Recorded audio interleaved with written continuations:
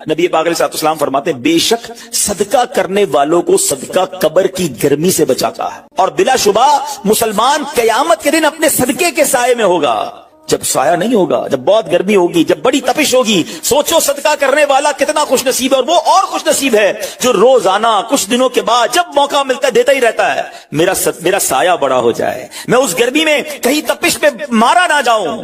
अगर इस नीयत से सदका दो कि मौला करीम कयामत के दिन की गर्मी से बचा लीजिए, तो इंशाअल्लाह सदका देने का लुत्फ भी और आएगा। या इलाही गर्मी महशर से जब फड़के बदन, दामने महबूब की ठंडी हवा का साथ हो।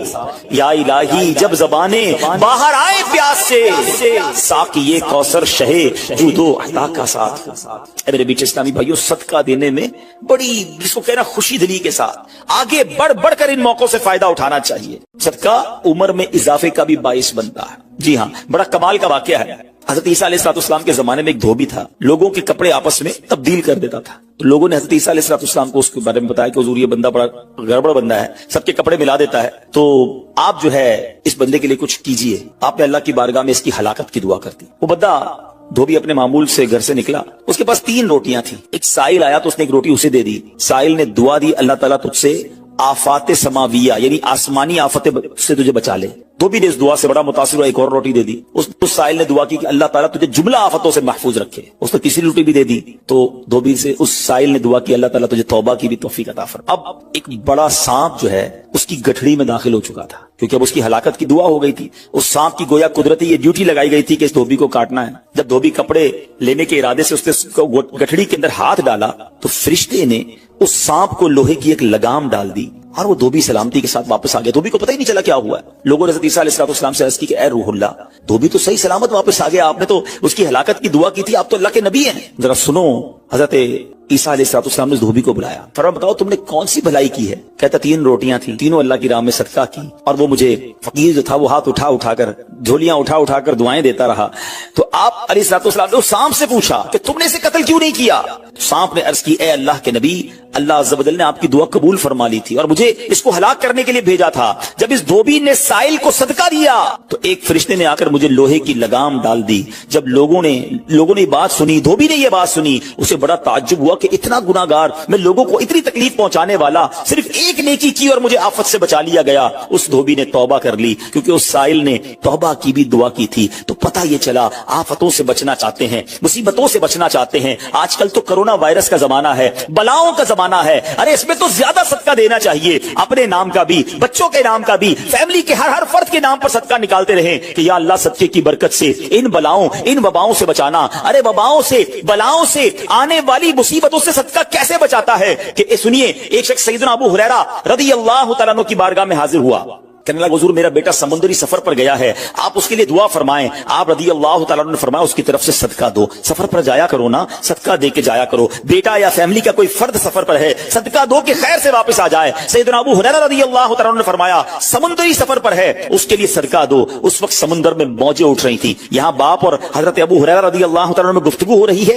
एन उसी वक्त उधर समुद्र में मौजें उठ रही थी, जहाज डूबने के करीब था। इधर इसके वालिद ने अल्लाह की राह में सदका दिया और वहां कहने वाले को कहते हुए सुना गया, ऐ सवारों तुम्हारे लिए सलामती है, बेशक अल्लाह ताला ने फिदिया कबूल फरमा लिया। बेटा सफर से वापस आया, अपने वालिद को सारा वाकया सुनाया कि जहाज मौजों में था, करीब था कि डूब जाता, मगर फिर एक निदा आई कि तुम्हारे लिए जो सदका दिया गया है वो कबूल कर लिया गया है। तो है मेरे बीच इस्लामी भाइयों, मैंने आपको अहादीस भी सुनाई है, आपको वाकयात भी सुना रहा हूं कि सदका बलाओं को टालता है, सदका बीमारियों को टालता है। आप मैं नबी पाक अलैहिस्सलातु वस्सलाम की ज़बानी एक खूबसूरत वाकया आपको सुनाता हूं। प्यारे आका अलैहिस्सलातु वस्सलाम ने ही ये वाकया सहाबा इकराम को सुनाया। वाकया क्या है? मेरे आका फरमाते, एक औरत के मुंह में लुकमा था, खाना खा रही थी, हाथ में लुकमा और मुंह में डाल लिया। इतने में दरवाजे पर एक साइल आया। वो औरत कैसी तवक्कुल वाली, कैसी सदका देने वाली, कितना अल्लाह की राह में खर्च करने वाली थी, जब वो लुकमा उसने मुंह से रोका और साइल को दे दिया कि ये खा ले,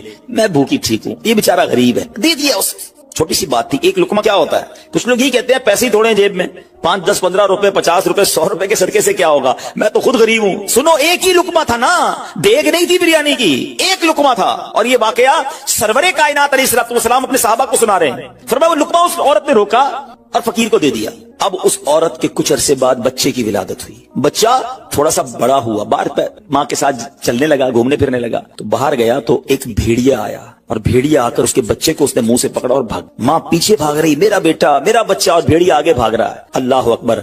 अल्लाह तबारक व तआला ने एक फरिश्ते को हुक्म दिया कि भेड़िए के पीछे जाओ, इसके मुंह से बच्चा छीन कर लाओ और उसकी माँ के हवाले कर दो, और माँ को कह देना अल्लाह अज़्ज़ व जल ने तुम पर सलाम भेजा है और फरमाया है कि ये लुकमे के बदले लुकमा है। बात आई समझ में? अपना लुकमा जो तुमने मेरी राह में दिया था, भेड़िया के लुकमे से तुम्हारे बेटे को बचाया है तुम्हारे रब ने, अल्लाह ने सलाम भेजा है। ऐ मेरे मीठे इस्लामी भाइयों, ये हदीस बता रही है कि गुनाह, नेकी जो थोड़ी सी भी हो ना, वो जाया नहीं की जाती, वो अल्लाह के यहां महफूज है। जुम्मे के खुतबे में एक हदीस सुनते हैं, अल बिर्रु ला यबला वज़्ज़म्बु ला युनसा वद्दय्यानु ला यमूत। सुन लो, नेकी पुरानी नहीं होती, गुनाह भुलाया नहीं जाता, और फैसला करने वाला जो रब अज़्ज़ वजल है उसे मौत नहीं आती है। अब हमें सोचना है कि हम नेकी कर भी रहे हैं कि नहीं, कि गुनाह कर करके अपने अकाउंट को भरी जा रहे हैं। ये छोटे छोटे सदके जब जब मौका मिले ना, माशाल्लाह हम जुमा पढ़ने जाते हैं, कल भी जाएंगे। मस्जिदों में हमने देखा होगा, मस्जिद का डब्बा आता है सामने, कुछ ना कुछ डाल दिया करो,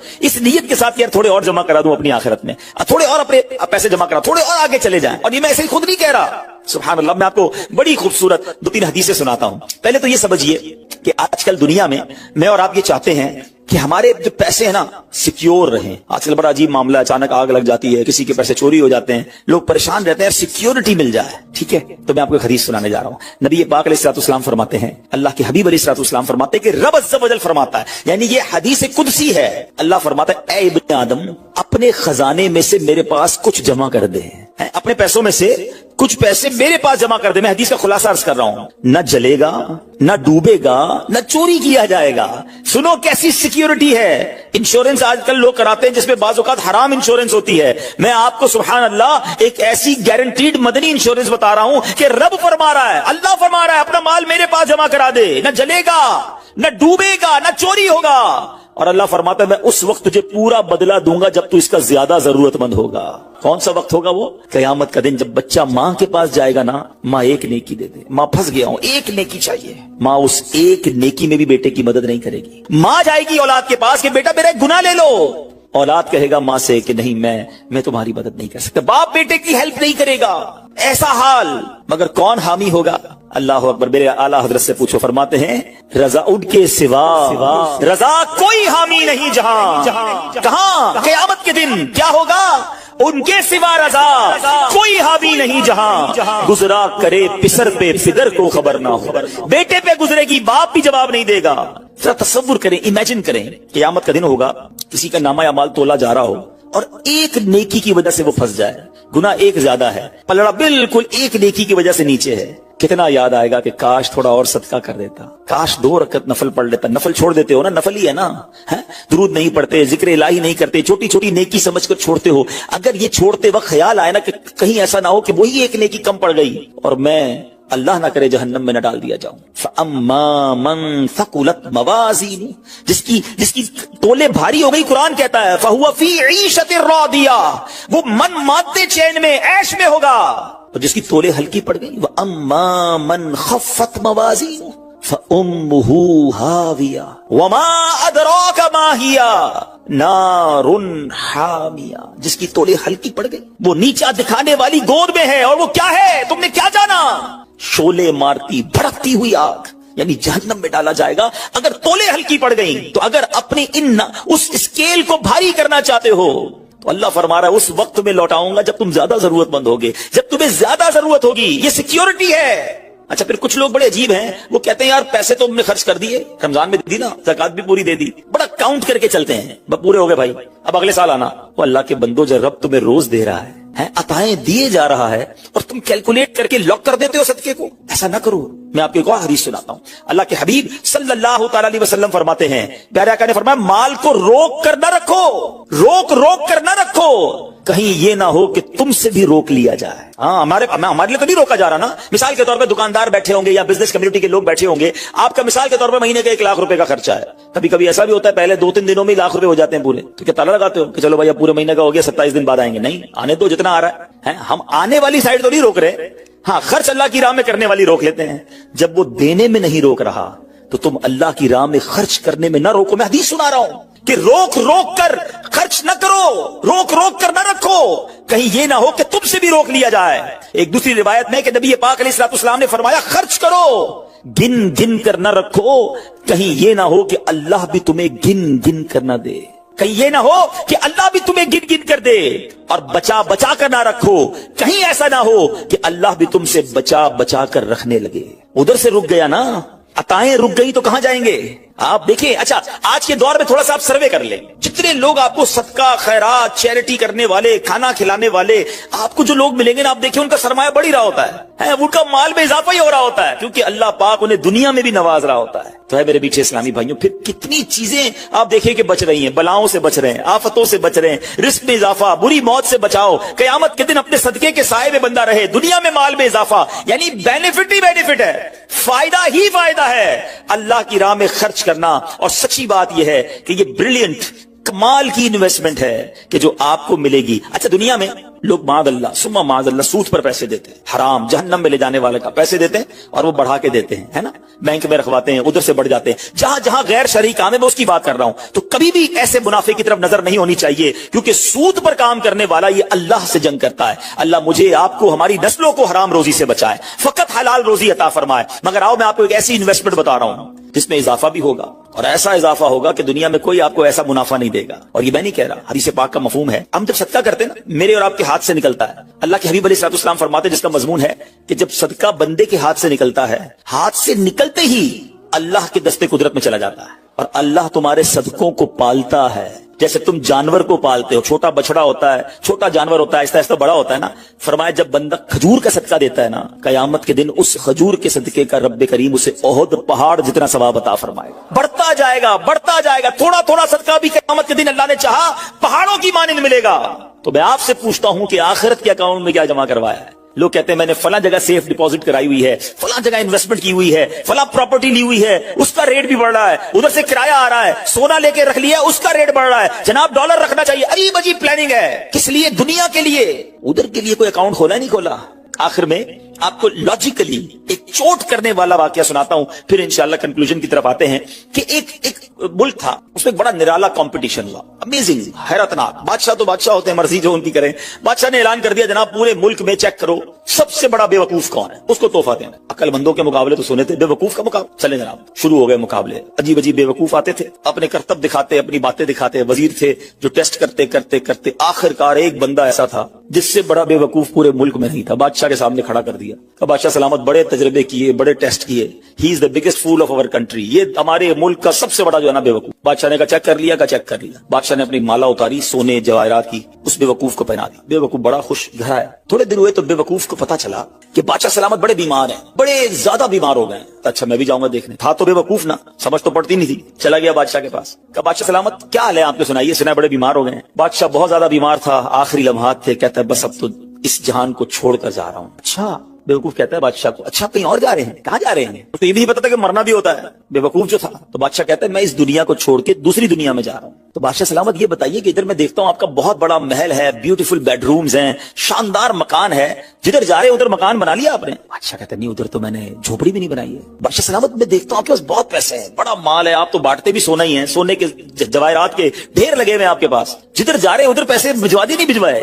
بادشاہ کہتا ہے میں نے تو وہاں بوٹی کوڑی بھی نہیں بھجوائی ہے. بادشاہ صاحب میں دیکھ رہا ہوں آپ کے آس پاس بڑے خادم خادمائیں, کنیز غلام ہیں, ہر طرف آپ کی خدمت گار ہیں, جدھر جا رہے ہیں ادھر کچھ غلام کنیز خادمہ بھجوائے نہیں بھجوائے؟ بادشاہ کہتا ہے ادھر تو کوئی خادم نہیں ہوگا. اس بے وقوف نے بڑی کمال کا کام کیا, اس نے وہ مالا اتاری اور بادشاہ کے گلے میں بنا دی. کہا حضور پھر مجھ سے بڑے بے وقوف تو آپ ہوئے نا, آپ کو پتا ہے آپ کہیں اور جا رہے ہیں, آپ کو پتا ہے اس دنیا سے آپ کسی اور دنیا میں جا رہے ہیں, نہ گھر بنایا, نہ پیسے بھجوائے, نہ خادم بھجوائے, کرو گے کیا ادھر؟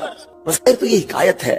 مگر سچ بتاؤ یہ کتنی بڑی چوٹ ہے. شاید جتنے لوگ مجھے یہاں سن رہے ہیں سب گھر میں ہی رہتے ہیں, جھوپڑی میں یا روڈ پہ کوئی نہیں سوتا ہوگا. دنیا میں جو مجھے سن رہے ہیں بہت سو کے پاس مکانات ہیں, مگر کیا جنت میں گھر بن گیا؟ ادھر سے تو جانا ہی ہے نا, تھوڑے دن رہ گئے. جی ہاں, تھوڑے ہی دن رہ گئے.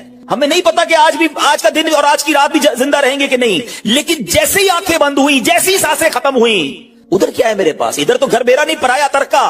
کیا کہ جیسے ہی میری اور آپ کی آنکھیں بند ہوں گی نا, حساب کتاب شروع ہو جائے گا. یہ بیٹے کو کتنا ملے گا, بیٹی کو کتنا ملے گا, بیوی کو کتنا, جناب رشتہ دار سارے حساب کتاب لے کے بیٹھ جائیں گے. میرا کچھ بھی نہیں بچنا.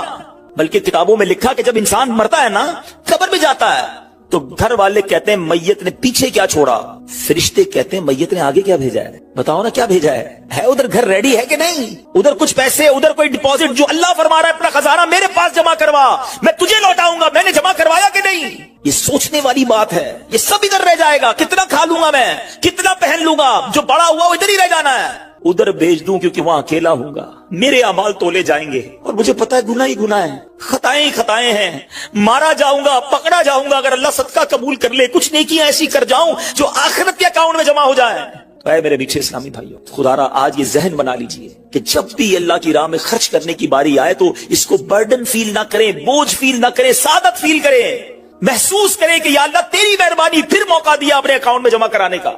دنیا میں ہم کسی کو کوئی پیسے دیں کہ بھئی یہ میرے 50,000 روپے ذرا رکھ لو, اور تھوڑے دنوں بعد میں اس کو کہوں یار وہ جو میرے 50,000 تھے اس میں سے 5,000 دے دو, یہ صاحب مجھے 5,000 واپس دے دیں. انہوں نے مجھ پر کوئی مہربانی کی نہیں نا, پیسے میں نے دیے, میرے ہی پیسے تھے, اور 50 میں سے میں نے 5 ہی مانگے ہیں. اچھا میں اس 5,000 پہ اس کو شاباش بھی دوں, تحفہ بھی دوں, خوش بھی ہو جاؤں, تو لوگ کہیں گے کمال ہے یار, اپنی پیسے تھوڑے سے لے کر پھر کس بات کی خوشی ہے, پھر کس بات کا انعام ہے.